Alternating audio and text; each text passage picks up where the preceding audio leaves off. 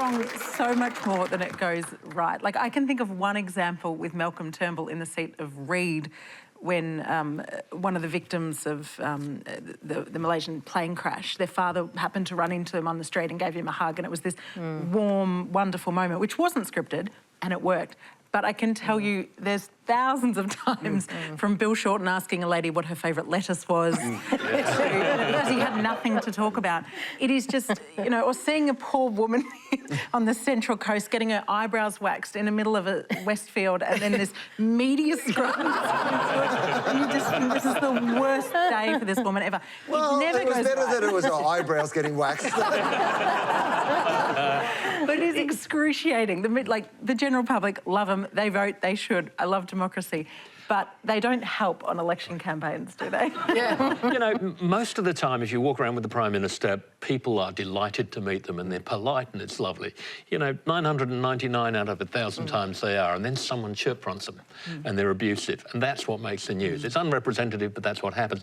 And during an election, what you do, there's a travelling team running around with the Prime Minister, and the day before you send out a person called an advancer and they tape up the exit signs so they're not photographed with them and all that stuff.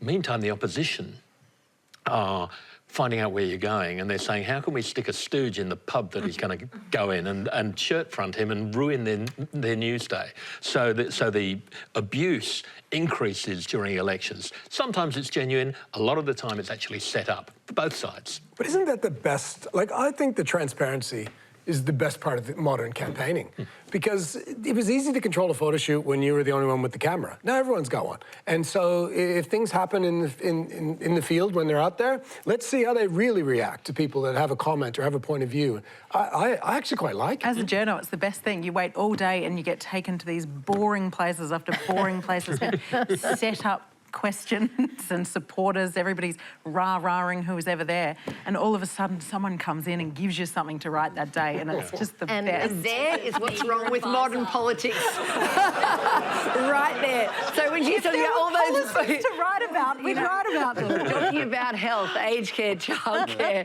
but oh no, some person who doesn't know A from B yells at you, and then that's the lead of the nightly news, and it's just. I mean, it's really can't you combine the two though? Like when someone shouts out, "Show us where you piss from," you can make an important point about men's health and the money you're putting into research. And as a media advisor, like, boo-hoo to you two. It's not about you. It's not about what you need to write. But it's also not about you crafting a completely staged, managed bullshit press Absolutely. release. What do you mean? And have it all worked in, and then I want to see them deal with real people. I want to see them how they no way. I don't want the people that are electing them. We don't want them to talk to those people.